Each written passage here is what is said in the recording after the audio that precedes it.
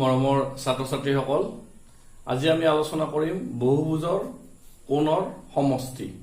ঠিক আছে, এতিয়া আমি পাইছিলো বহুভুজ কাক বোলে, নহয়? আমি যদি এটা বন্ধ চিত্ৰ আঁকো, বন্ধ হ'ব লাগিব, নহয়? তেতিয়াহ'লে এই কি হ'ব? বহুভুজ হ'ব, নহয় জানো? তেতিয়াহ'লে ত্ৰিভুজ এটা বহুভুজ আৰু ইয়াতকে কম বাহুৰ বহুভুজ হ'ব নোৱাৰে। তাৰমানে কমেও তিনিডাল বাহু লাগিব বহুভুজ হ'ব কাৰণে। গতিকে তিনিডাল বাহুৰে যদি আমি বহুভুজ বনাও তাক ত্ৰিভুজ বুলি কয়। চাৰিডাল বাহুৰে যদি বনাও ইয়াক আমি চতুৰ্ভুজ বুলি কওঁ, নহয়? এই দুটা বস্তু আমি পাইছিলো, ত্ৰিভুজ আমি বেলেগকে পাইছিলো, চতুৰ্ভুজ বেলেগকে আমি আলোচনা কৰিছিলো। যদি পাঁচডাল বাহু থাকে, ধৰা 1 2 3 4 5, তেতিয়াহ'লে এইটো এটা বহুভুজ হ'ব। এই বহুভুজটো কি হ'ব? পঞ্চভুজ, নহয়? ঠিক তেনেকে ষড়ভুজ, ষড়ভুজ মানে 6ডাল যদি থাকে ষড়ভুজ। সপ্তভুজ মানে 7ডাল যদি বাহু থাকে, বন্ধ চিত্ৰ হয়। 8ডাল হলে অক্টভুজ, 9ডাল হলে নৱভুজ, 10ডাল হলে দশভুজ, নহয়? 11ডাল হলে তেনেকুৱা নাম দিয়া নাই, আমি একাদশ ভুজ ক'ব পাৰো। এনেকে এনতম ভুজ, মানে এন মানে বহুত, এনৰ মান কি হ'ব পাৰে? কমেও 3 হ'ব পাৰে। 3 হলে 3ডাল হ'ব, ত্ৰিভুজ হ'ব। 4 এনৰ মান এনতম ভুজ, এই এটা যদি বহুভুজ হয়, এই বহু শব্দৰ অৰ্থত ইয়াত এনতম কোৱা হৈছে। তাৰমানে এই বহুত মানে কেইডাল হ'ব পাৰে? 3ডাল হ'ব পাৰে, কমেও 3ডাল লাগিব, তেতিয়া ত্ৰিভুজ। যদি এনৰ মান 4 হয় তেতিয়াহ'লে চতুৰ্ভুজ, এনৰ মান 5ডাল হলে পঞ্চভুজ, এনেকে হৈ থাকিব। এইটো আছিল বহুভুজ। এতিয়া এইবিলাক কিন্তু আমি সব উত্তল বহুভুজৰ কথা পাতি আছো ইয়াতে, ঠিক আছে? আমি চতুৰ্ভুজৰ ক্ষেত্ৰত কৈছিলো যে এইটো এটা চতুৰ্ভুজ, নহয়? এইটো এটা চতুৰ্ভুজ কাৰণ ইয়াত 4ডাল বাহু আছে, 1 2 3 এই 4ডাল বাহু আছে, গতিকে চতুৰ্ভুজ। কিন্তু এইটো উত্তল চতুৰ্ভুজ নহয়, অৱতল চতুৰ্ভুজ। গতিকে আমি এতিয়া যিবিলাক বহুভুজৰ কথা পাতিম সেইবিলাক কিন্তু উত্তল বহুভুজৰ কথাহে পাতিম, ঠিক আছে?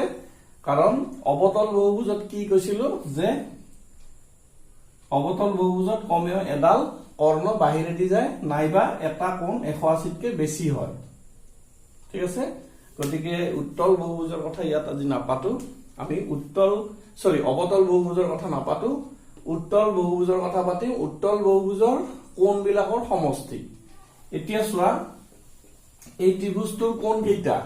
তেনেহলে ত্ৰিভুজৰ কোণ 3টা, নহয়?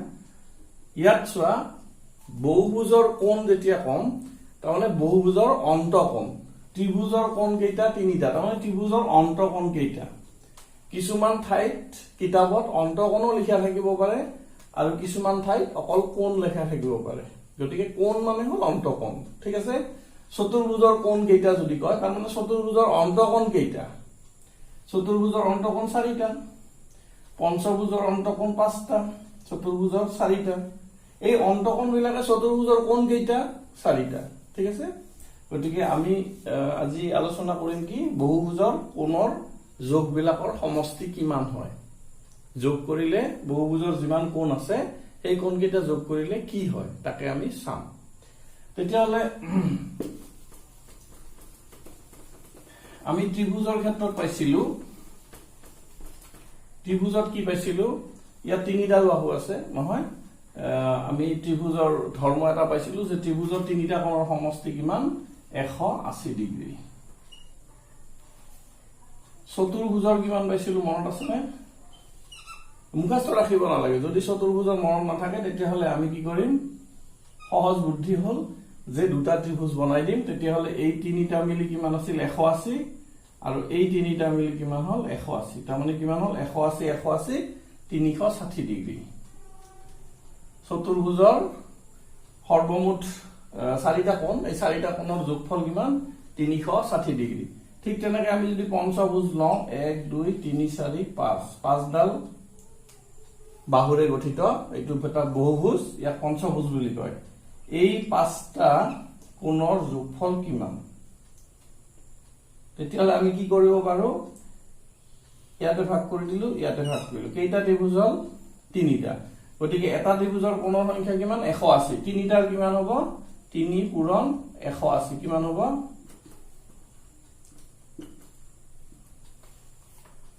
540 নহয় পঞ্চভুজৰ পাঁচটা কোণৰ যোগফল কোণৰ মানে অন্তঃকোণৰ দেই পাঁচটা কোণৰ যোগফল কিমান 3 পূৰণ 180 540 ষষ্ঠভুজৰ কিমান ষষ্ঠভুজৰ চাওঁ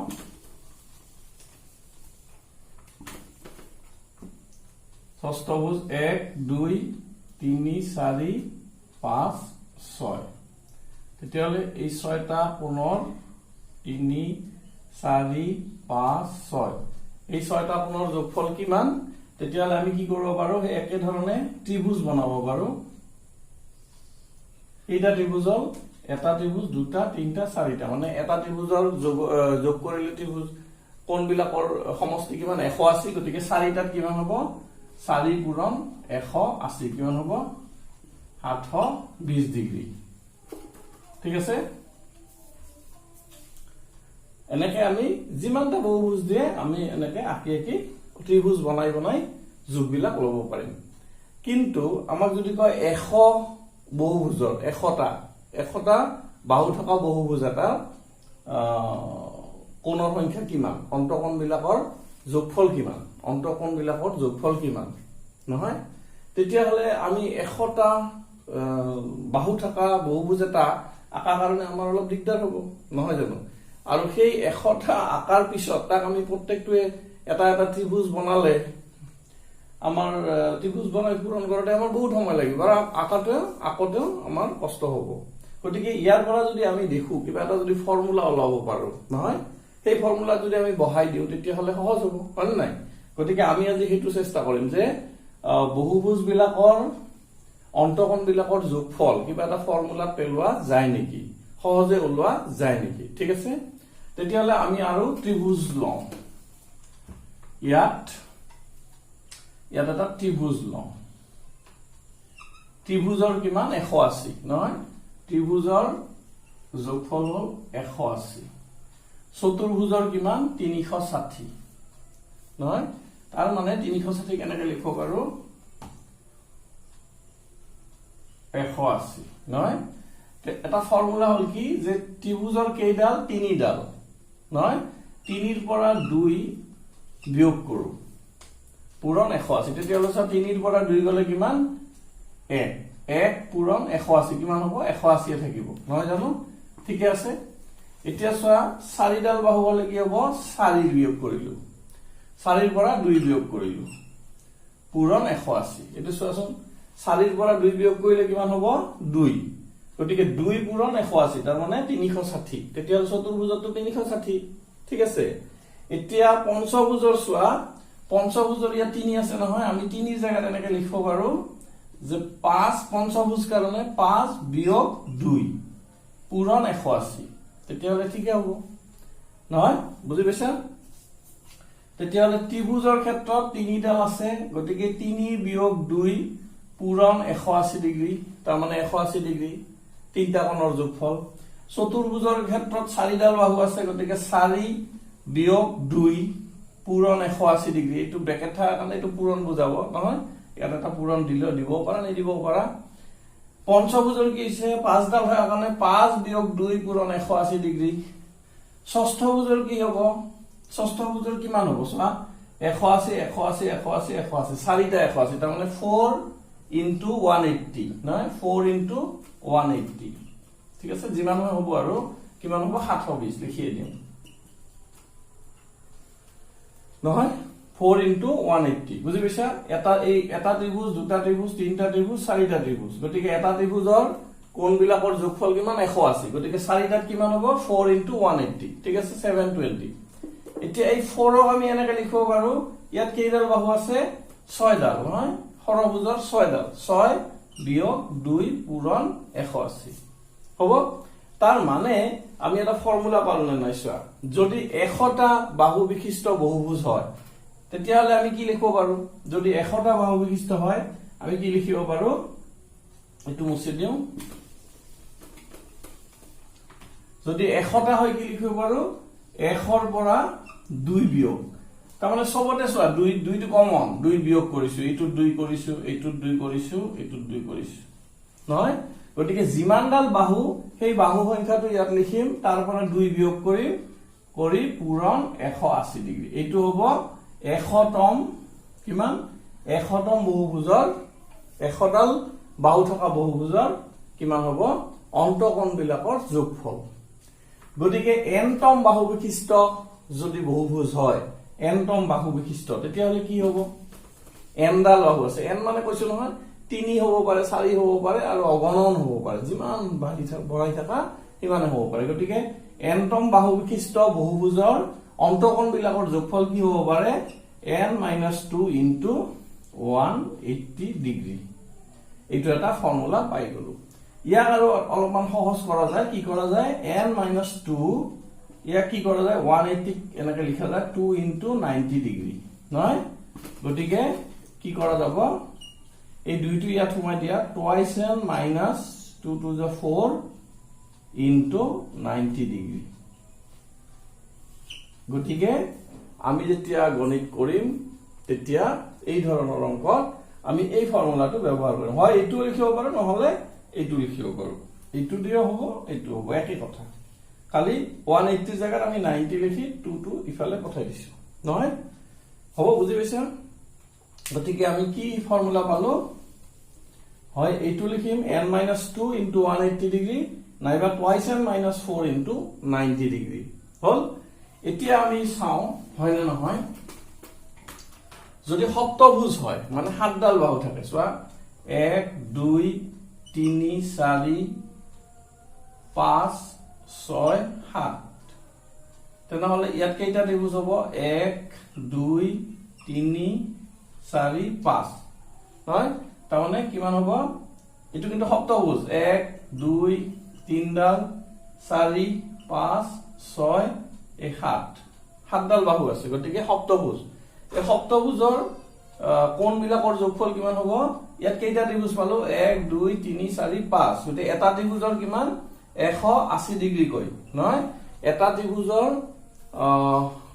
কোণ বিলাকৰ যোগফল 180 ডিগ্ৰী গতিকে পাঁচটাৰ কিমান হ'ব 5 পূৰণ 180 ডিগ্ৰী ঠিক আছে এতিয়া যেহেতু সপ্তভুজ আমাৰ এই ফৰ্মুলাটো পঠাব লাগিব নহয় গতিকে n ৰ জায়গাত কি হ'ব 7 নহয় ইয়াক আমি কি লিখিম 7 - 2 টো সবতে আছে নহয় গতিকে 7 - 2 গতিকে হৈ গল 5 * 180 ডিগ্ৰী মিলি গল গতিকে এই ফৰ্মুলাটো তাৰমানে শুদ্ধ যিকোনো বাহুৰ ক্ষেত্ৰত কি হ'ব এই ফৰ্মুলাটো হ'ব n - 2 * 180 ডিগ্ৰী নাইবা twice n - 4 * 90 ডিগ্ৰী এইটো হল যিকোনো বহুভুজৰ অন্তঃকোণ বিলাকৰ যোগফলৰ ফৰ্মুলা গতিকে এই সূত্ৰৰ দ্বাৰা আমি কি কৰিব পাৰো আমাক যিমানতম বাহু বিশিষ্ট বহুভুজৰ কি দিয়ে অন্তঃকোণ বিলাকৰ যোগফল যদি খুঁঠে আমি ওলাব পাৰিম বুজি পাইছা ঠিক আছে এতিয়া এটা কথা কম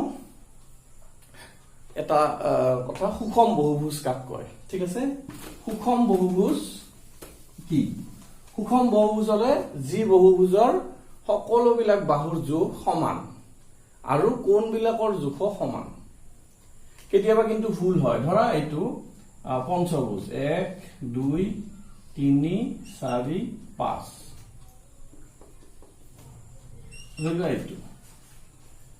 এইটো হল পঞ্চভুজ আৰু ইয়াৰ বাহু বিলাক একে জোখৰ 3 4 5 এই বাহু বিলাক একে জোখৰ কিন্তু কোণ বিলাক একে জোখৰ নহয় তেতিয়া হলে এই সুষম বহুভুজ হ'ব নে নাই তেতিয়া কিন্তু এই সুষম বহুভুজ নহব সুষম বহুভুজ হ'ব লাগিলে বাহু বিলাকো একে হ'ব আৰু কোণ বিলাকো একে হ'ব লাগিব ঠিক আছে প্ৰতিটো কোণ সমান হ'ব লাগিব প্ৰতিটো বাহু সমান হ'ব লাগিব এতিয়া এনেকুৱা হ'ব পাৰে নেকি যে বাহু বিলাক সমান কিন্তু কোণ বিলাক সমান নহয় নহব পাৰে এনেকুৱা হ'ব পাৰে নেকি তাৰ এটা সহজ উদাহৰণ হল আমি যদি চতুৰ্ভুজ লওঁ চতুৰ্ভুজ ললে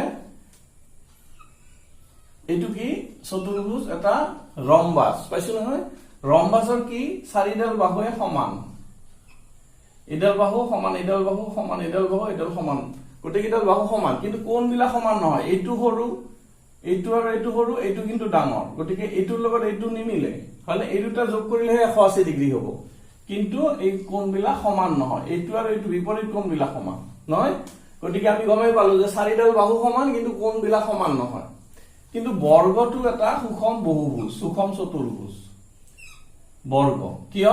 কাৰণ বৰ্গৰ চাৰিডাল বাহুৱে সমান আৰু কোণবিলাকো প্ৰতিটোৱে সমান, 90 ডিগ্ৰী 90 ডিগ্ৰী 90 ডিগ্ৰী 90 ডিগ্ৰী হয়, গতিকে ই হল এটা সুষম বহুভুজ অৰ্থাৎ সুষম চতুৰ্ভুজ। ঠিক আছে, গতিকে সুষম বহুভুজ বুজি পালা, যিবিলাক বহুভুজৰ বাহুৰ দিশবিলাকো প্ৰত্যেকটো জোখবিলাক একে আৰু কোণবিলাকৰ জোখো একে, প্ৰতিটো কোণৰ জোখ একে, সেইবিলাকক কয় সুষম বহুভুজ।